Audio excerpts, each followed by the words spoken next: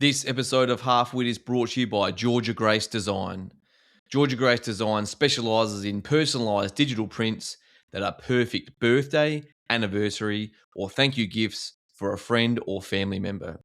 Check out our work on Instagram at georgia.grace_design_ and get in touch with Georgia about getting a print done for you today. Hello, listeners. Welcome to the Matt Whitford podcast. I'm very excited to have Arlo Draper on today's episode.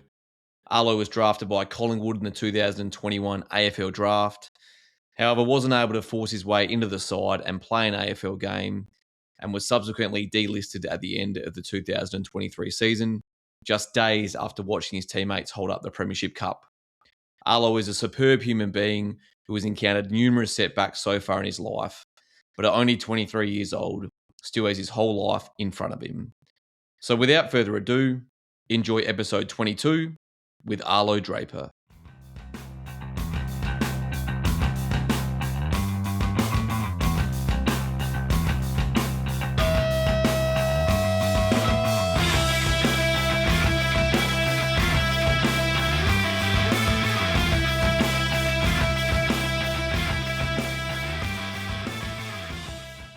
Arlo Draper, welcome to Halfwit.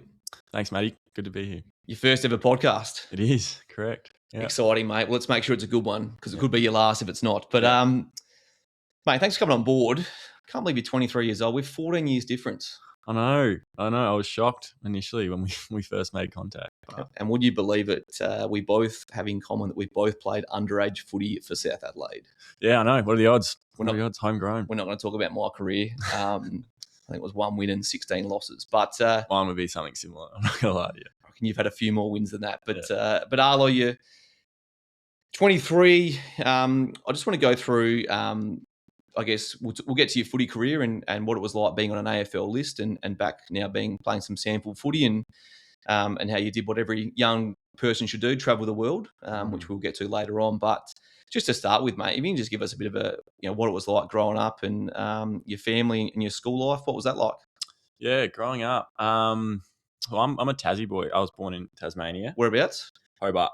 Mate, what a place. What a play. Well, actually, I can't really say that. I haven't been back since I was about 3 years old. So Georgia and I went there in January. Yeah. Greatest place. Like we could have stayed there for 2 months instead of 2 weeks. yeah, I've got to get back. I think I'm planning to get back sometime this year. But so Tassie boy. And then we bounced around a little bit. Like my brother's from Queensland, born in Queensland. My other brother was born here in SA, but we settled down in Port Wollonga down south, and went to Galilee Primary, which is now part of Cardine, and played footy down at Wollonga Juniors. Well, started Aldinga initially, and then The Sharkies. The Sharkies, yeah, how good.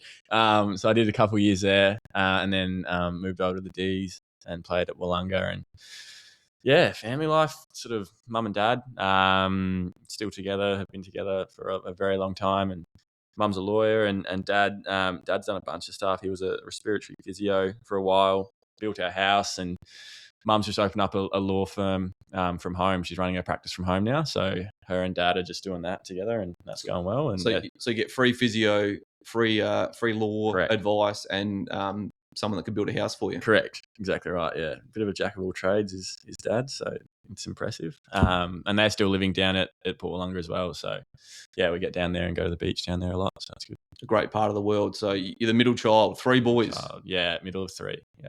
Older brother. Older brother Manny. He's 20. Oh God. 20. It's all right. The podcast's not about him. It's about you. 25. Younger brother Sid. 19. And I'm the middle. Stuck in the middle. 23. It's all right, mate. There's no middle child syndrome that I'm seeing at the moment. Incredible that you've gone from the Aldinga Sharks, which I used to play footy against them when I played for the Brighton Bombers. Who do you play for?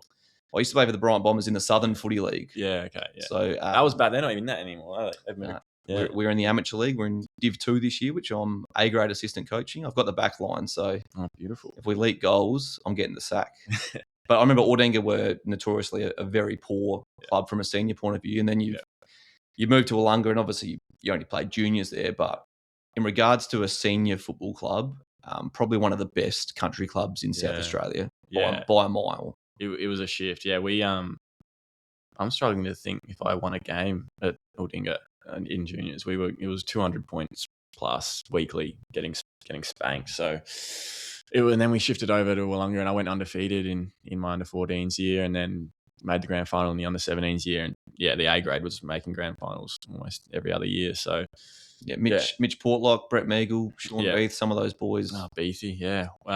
It's a big club, and it's just run well, and it's sustained success. So yep. And Aldinga are pretty much stuffed, because why would you play for Aldinga when you can play for Wollonga down the road? It's annoying, and because like I was a culprit of it. I got poached and went to Wollonga, but my older brother was playing at Wollonga, so that was sort of why I went. But you feel for Aldinga and clubs like that just have no money, no backing, and being so close to a successful club. Yeah, exactly right. And they just get, either even if it's not Wollonga, someone will go to Maiponga or down the road to sort of Victor. And so, you feel for Aldinga, but hopefully they can turn around at some point. But yeah, their oval is next to a brewery, so if that can't attract players, nothing will. Yeah. But we'll talk a lot about footy in the podcast, but any other junior sport, Arlo?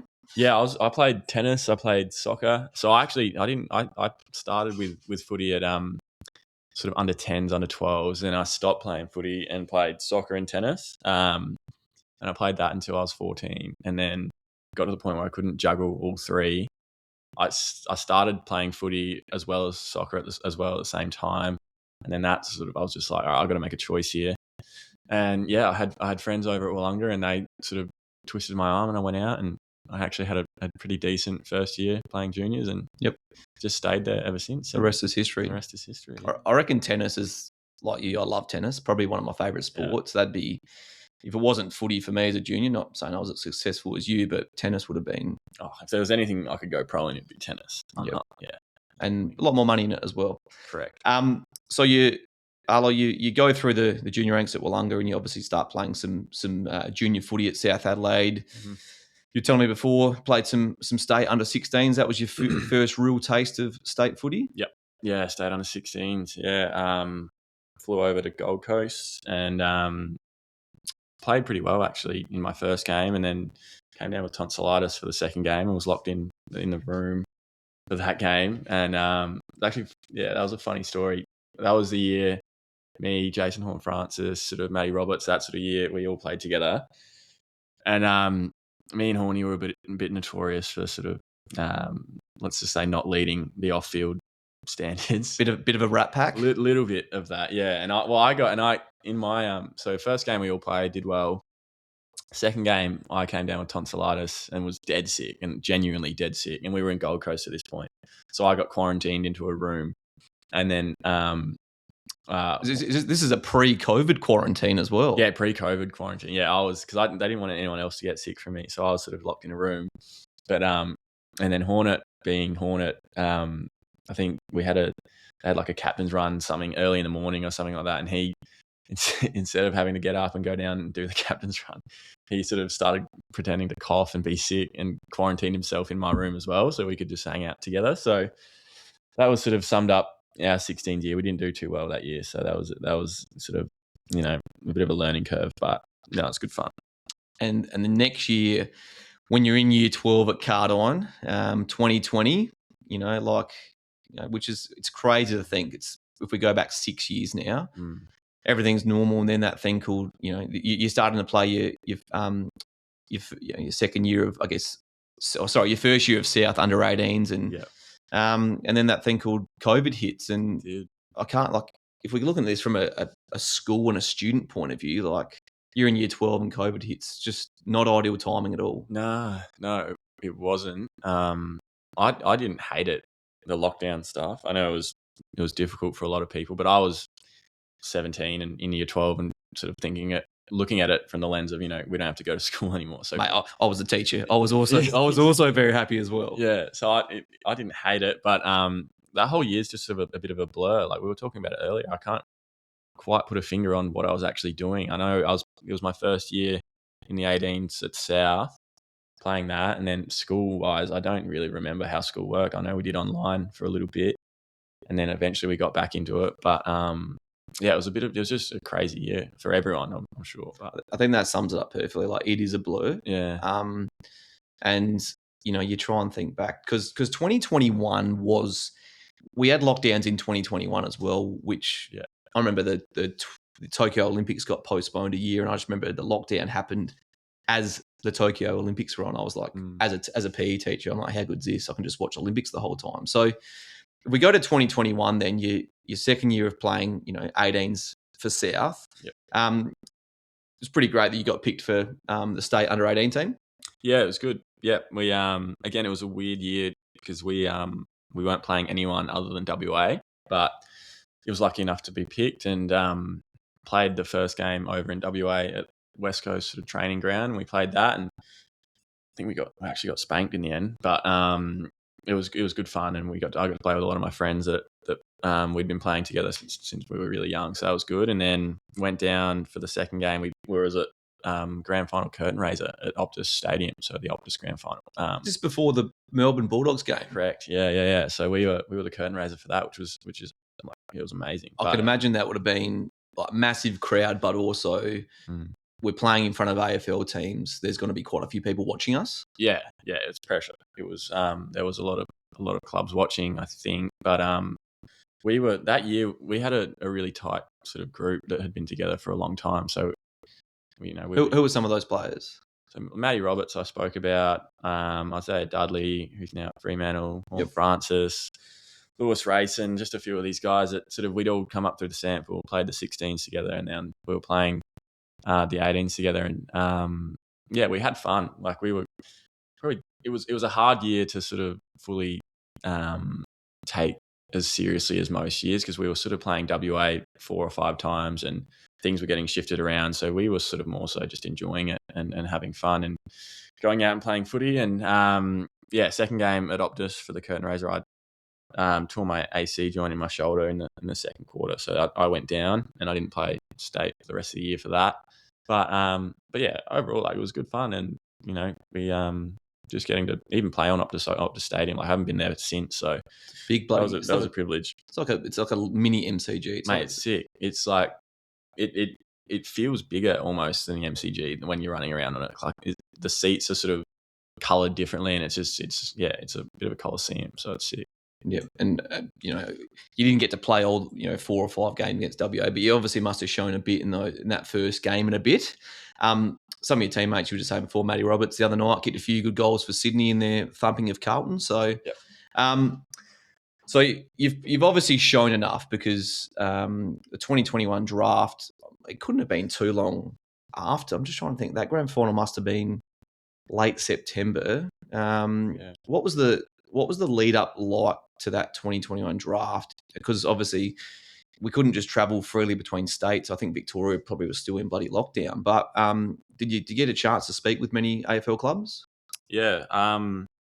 Well, the lead up, I was dealing with that injury for most of it. But I was lucky enough to speak to every club sort of on multiple occasions. But looking in hindsight, it doesn't mean as much as you think. They speak to a lot of people. So, but yeah, the draft leading up to draft and the whole draft night experience for me was one of the more humbling experiences I've ever had.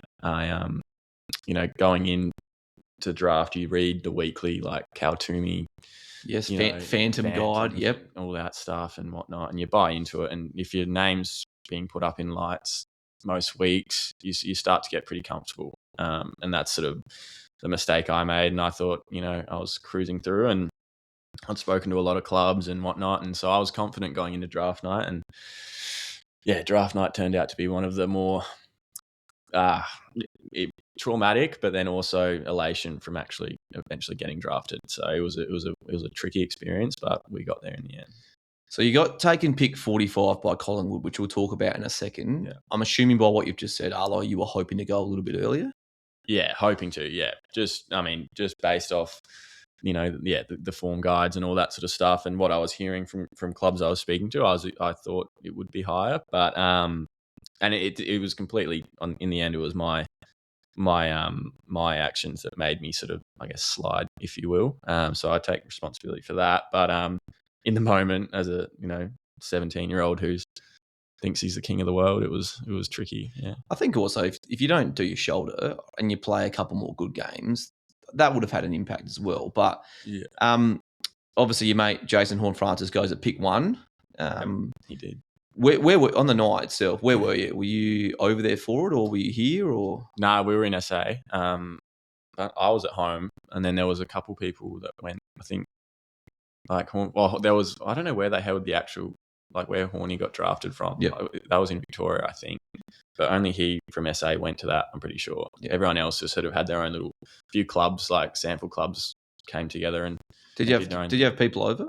Yeah. I had my whole family, direct family, and had my girlfriend at the time, my best mate, and a couple of sort of family friends. So because it was pretty intimate. Because I watched the one on Fox earlier this year, and some people have 30 or 40 people at the house. I'm not that popular. Yeah, well, I don't even know 30 people. but even like Fox Footy or whatever, they set cameras up and they flash to them when they get drafted. It just looks crazy. Well, that was another thing. I mean, so they select a few to go on the Fox camera and stuff, and I got the email to do that. So I was one of probably, I think it was 15. So you had it set 20. up at home? Yeah, so you had to set it up the whole time. So you're being recorded the whole time. So I was the last person on that feed to be there. So I started, with everyone, all these sort of high-end draft picks, and then they all got taken off the board, and it was just left with me just sitting there for the last 3 rounds, which is... You did get taken. Hey, just before we get into that, this was your first year after year 12. Yeah. What were you actually doing for work? Obviously you were playing you played state under 18s and you were playing under 18s for South, but what were you doing for work? I was working at Domino's. Unbelievable. Delivery driver. Yeah. Elite job.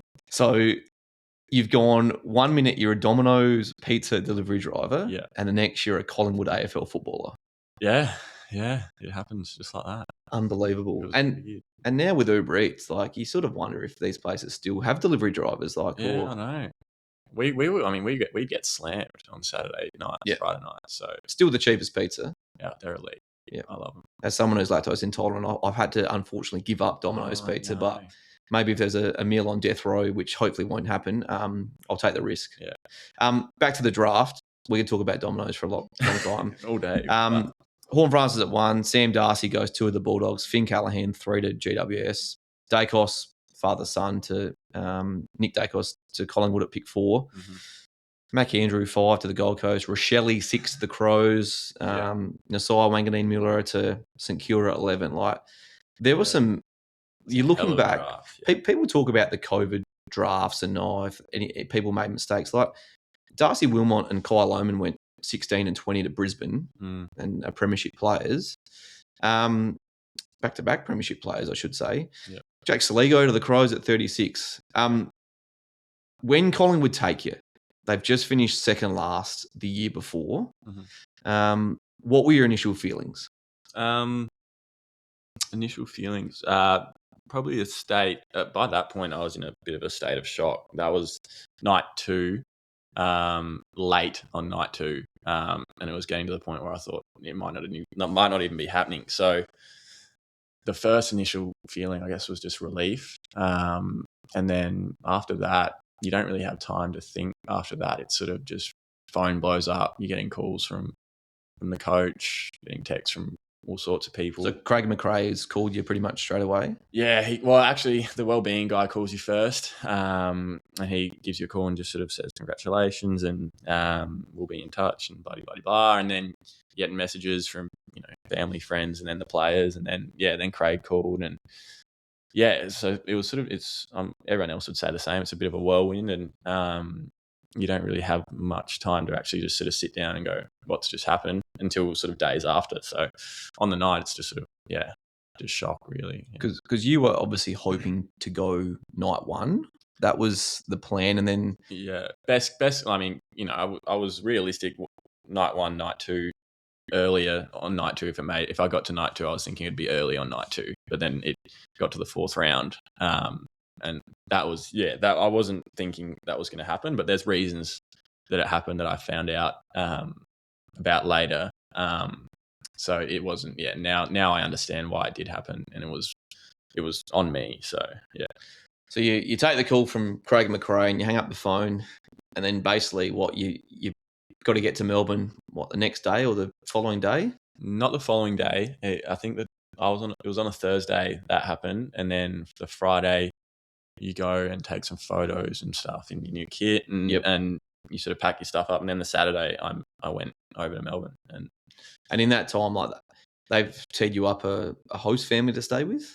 Initially for I think it's 2 or 3 weeks pre-Christmas break, you stay with. I got put in with a couple players, one being Bo McCreary, who was a South Adelaide boy, and a Cove Cobra he was. Cove Cobra boy, and a Cardine, Marcelin Cardine boy. And I'd done a little bit of state stuff with him, so I knew him vaguely. And he and his roommate Isaac Chug, who's I'm still very good friends with both of them. They put their hand up and said they'll take me in pre-Christmas, and so I stayed with them, which was actually really good, sort of soft landing moving over. And then post-Christmas moved in with the host family. Yeah. So I just can't imagine what it's like. In all this time, I'm assuming you've called up Domino's and you've had to put in your resignation, put in your 2 weeks. I reckon I probably would have put it in a couple of weeks earlier than that. But yeah. Just an absolute whirlwind, and you're 18? 18, yeah. Oh, it probably wasn't 18. Yeah, I turned 18 the January that I got drafted. So about a month later. Yeah. Unbelievable. So you make the official move over to Melbourne, and then you start an AFL pre-season, which I'm assuming would have been a step up from any pre-season you've done with South Adelaide. Mm-hmm. Yep. Well, I was still nursing the AC shoulder injury, so I wasn't full training for probably a month. The first month I was there, I was sort of just running around the boundary trying to get fit and get rehabbing my shoulder. But yeah, obviously it was a step up. It wasn't one I was prepared for. When you say you weren't prepared for it, obviously the shoulders had an impact, but also not even just that, not the shoulder, just mentally. And my draft year, a lot of kids go into their draft year and they're just they know exactly what they need to do, and they commit everything. Footy's their dream, and that's what they do. And that's great, and that's usually how the ones that succeed the most. For me, going into my draft year, I was more sort of just play footy because I'm decent at it, and my off-field stuff, like I had a lot of fun in my 18th year, and a lot of fun that got found out about throughout sort of recruiters. And I probably just didn't. I was young. I was 17, 18, a kid that hadn't matured in that sense that other kids had at that age. And looking back, it would have been great if the penny dropped a bit earlier, but at the end of the day, you're a kid, you know what I mean? And you're a child. Yeah, exactly right. And, you finish year 12, you go to schoolies, and, you have a year off after school working at Domino's, and you got spare time, and you probably had an absolute bucket load of fun as well. Exactly right. And I've never considered myself sort of just a one-eyed footy kind of guy. I love sport in general, and I do love footy as well, but I was never sort of just all I live and breathe is football. And as I said, I enjoyed myself, and I rode my talent, I guess, in my draft year, which it isn't good, and that's the reason that I sort of fell and my stocks fell a little bit. And it was just full commitment to something was just something I hadn't learnt yet, and that's. Some people have that from the get-go, that they just know footy's it, and that's what I want to do. I just wasn't that. And so, going into my AFL first year, I found out pretty quickly that, this is something I've got to put all my energy into, or else it's not going to work out. And it took me that first year wasn't great. The first impression I made wasn't great. I came in sort of a skinny kid, and I'd had a shoulder injury, and 75 kilos, it said on the page. Was it? 75 kilos. Yeah, right. Yeah, so really skinny. I just sort of, I hadn't figured out what it took and how to sort of play the game in a professional environment, and I struggled my first year, which probably in the end that first impression did last, and it probably couldn't be looked past. But what position did they draft you for? Primarily, couldn't tell you. Like, I played everywhere. I think mid forward was primarily where they thought I'd evolve into. But that first year I ended up played half back, played half forward, played wing. Which is tough to not know exactly what your role is and to be moved around a bit. Yeah, it was a bit tricky. Yeah.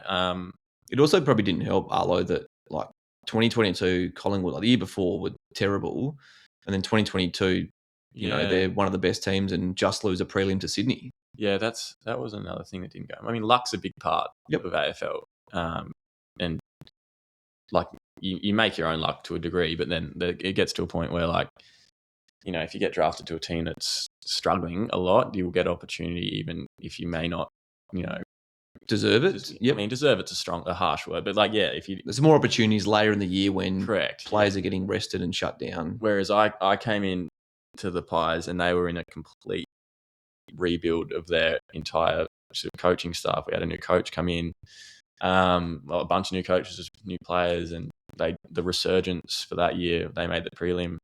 So it was it wasn't like, you know, you're just bleeding young players. They sort of were in it to win it from the moment I got there. So that was also, you know, made it a bit more difficult. Yeah.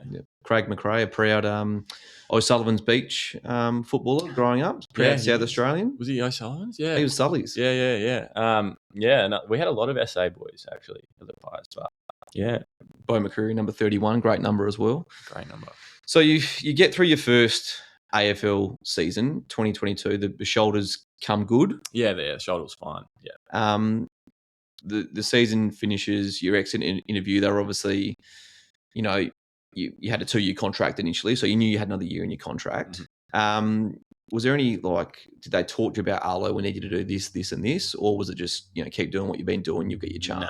No. The feedback was, it was just sort of like, we need you to, this off season, you need to sort of prove what you can do, and we need you to get to work, sort of thing. They said there's talent there, and they'd identified that, but they said, the exit meeting was pretty much just, look, come back in great shape, and I sort of took that, like that was sort of when the penny dropped for me at the end of that year. I sort of locked in, if you will. Yep. And it's what all the kids use at school these days, mate. Correct. Lock in. We'd know that better than anyone. So yep. Yeah, so I stayed in Melbourne. I think I only went home for a couple of days that entire off season to see mum and dad, and then for the rest of it, I was in Melbourne, and I just trained and got stronger and got fitter, and that off season was really good for me, in my footy, mentally, everything. I was feeling good living over in Melbourne, and I was training with a few of the young guys that I was close with at the Pies, and I came back in really good shape, which was good. So who were you living with during your first year at Collingwood then?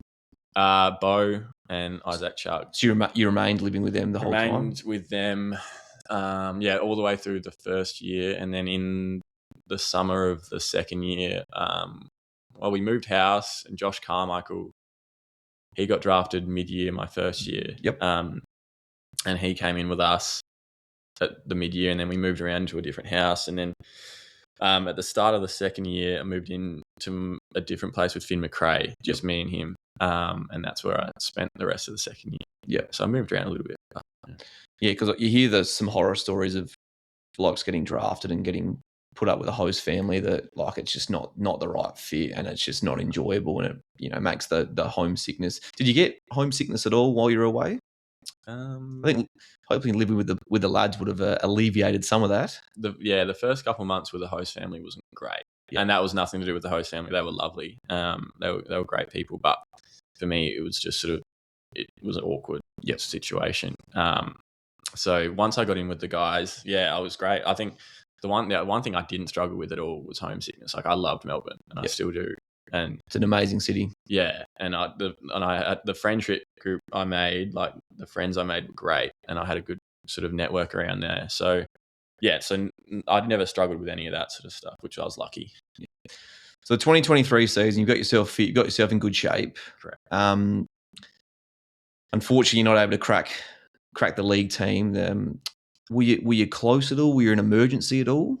Yeah, I was close. That preseason, there's always one sort of preseason hero that comes in. He's come back in great shape or whatever. I sort of took that mantle for that year, Yep. and I was doing really well. And it got up to the first trial match. It was either the first internal trial match or the first one. I think it was against Hawthorn or something like that. And I was booked in to be playing in that, and then unfortunately got a concussion, which I've had a couple of them before, and I had got a concussion that week, and that set me out for 3 or 4 months. That one, so that one lingered, which was no good. And a 4 month, so you didn't play footy for 4 months. Nah, and I so I'd been doing really well, and then that hit, and that put me out until mid-year or sort of round 10, I think. And I reckon that Arlo was like that 2022, 2023. That was really where concussion started to, look, it might have been a few years earlier than that, but as soon as the word concussion was mentioned, it was like 3 weeks at least. Yeah. And you've had 4 months. Yeah, it's the last injury you want, just in an AFL environment, just with the amount of sort of focus that's on concussions and, past players that are, suing AFL clubs, all that sort of stuff. It's just not a nice injury to have. And so that one put me out to round 10, which was that was the thing looking back that I struggle with the most, is that I'd finally sort of switched on, I guess, and done the work and was looking really good and felt like I was ready to go, and then to have it sort of just suddenly stopped in an incident that was difficult. It wasn't a football incident, which was the annoying thing. Do you mind me asking what it was? Yeah, we had a whole club thing. We got sent out to Urban Surf, which is like a artificial wave pool, and I got so we were all there in the wave pool, and I got hit with a surfboard and knocked it out in the water. Yeah, so that was a bit hard to swallow, and then put me out until about round 10, and then I came back and I actually played, I thought, all right for my first few games back in the VFL, all things considered. But how were the VFL team going that year? We were about mid-range, so we made sort of finals, but I think we were knocked out in the first elimination. So sort of just bit bog average. But I thought I was doing all right for the first couple of games, and then I wasn't getting great feedback, even though I thought I'd been doing okay, and then from there, like, it was just sort of, it was a hard pill to swallow. Like, suddenly we're midway through the year. I've played hardly any footy after having a really good summer, and then from there, it's sort of there was other people in the same boat as me, and once it gets to that point where you're midway through a year where you're out of contract and you've had a significant injury, you sort of, the writing starts to get on the wall, and you sort of you're not told, but signs are given that they're not going to be going with you. You sort of know, because I think AFL clubs, 3 people have to be delisted, I believe. To make room for 3 players to be drafted in. And you said that you've read the writing on the wall. You look around, you're like, well, who else is not getting a game and chewing up a spot? And you start getting played out of position, and as I said, concussion injuries isn't something clubs love to take a risk on. If someone's got if someone's staying out for that long with a concussion, that's probably something that's a bit of a red flag for clubs. Just since that initial hit, the concussion, have you had any other ones since? No, luckily I haven't had any since, and I feel fine and at the moment. But at that point, as you said, it was a big issue in the AFL. There was lots of stuff going on about that, and that, I don't think that helped at all. But towards that back end, it's a hard thing to be, trying to do what you can, but then sort of deep down, it's not looking good. And then I was doing everything they asked, and all the feedback I was getting, I was following, but then it got to the point sort of back end of the year, started to spiral a little bit because you sort of know, and then it becomes really difficult to. And the league boys were playing finals, and they won the flag that year, which was great to be a part of, and it was a cool experience. But it also, anyone that's not playing ones will tell you it's one of the hardest things to go through as an AFL listed player. While the ones are playing really well and making finals, you're chugging away. So it was a tough. The back end of the year was really tough. Yeah. And you're obviously ecstatic for your mates. You were at the grand final when they beat Brisbane. You were there. Yeah. Of course, you must be over the moon for Bo, who you've been living with, and but yeah, you just want to be part of it. You want to be with them. You want that medal. Yeah. You're as happy as as anything for Bo and for everyone that was doing it, because you're still training with them, and they're still your mates. So that's that part of it's elite, but it's just anyone will tell you can't help but feel that you're not part of it just because it's the FOMO. And and the club does a great job at, it's one club, we're all in this together, and that and whatnot, and that's great by the club, but at the end of the day, each player that's not in it sort of feels as though they're not in it. You know what I mean? And I just remember Collingwood that year. Every close game they were winning, and the qualifying final beat Melbourne by 7 points. Like the prelim, like beating GWS by a point, especially, and 4 years earlier, GWS beat Collingwood by a couple of points. I'll never forget watching that one. But it was an incredible grand final. 4 points they win by. It could have gone either way. You just said before, Arlo, that those celebrations must have been tough. How long was it since the actual grand final itself that you then had your final exit meeting? It wasn't long. We so the grand final would be on the Saturday. We had stuff on until the Wednesday, I think, or Monday. So stuff on being you probably would have drunk a fair bit of piss. There was revelry and celebrations for a while. So that was good fun. And then Monday was Mad Monday, and then I think my exit meeting was on Wednesday. Yeah, and then so you've just sobered up for it. No, I wasn't in the best shape for it, and so here sort of.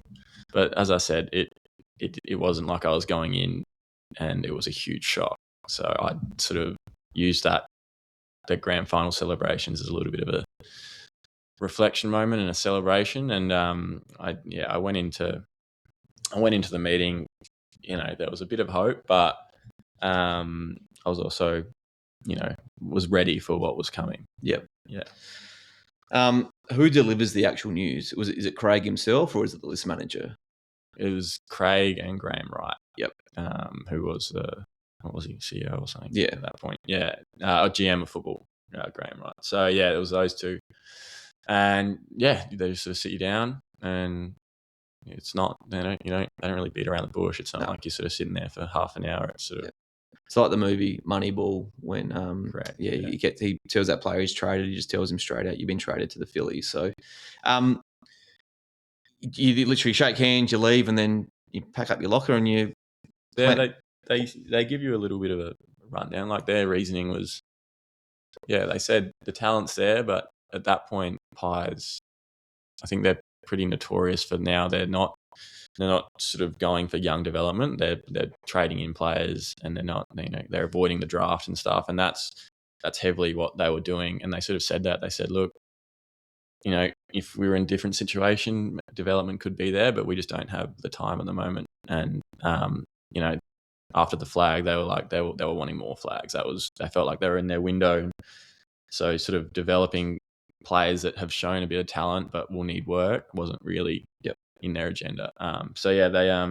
Look, mate, maybe they should have, because the last 2 years and this year they haven't been able to get back to the big dance. They were close last year. I personally think they probably could have put a bit more focus into it, but they did well. Like they made a prelim last year still, so like they've done well. But and they've got good young players now as well. So hopefully it works out for them. But Thanks for listening to part A of my chat with Arlo Draper.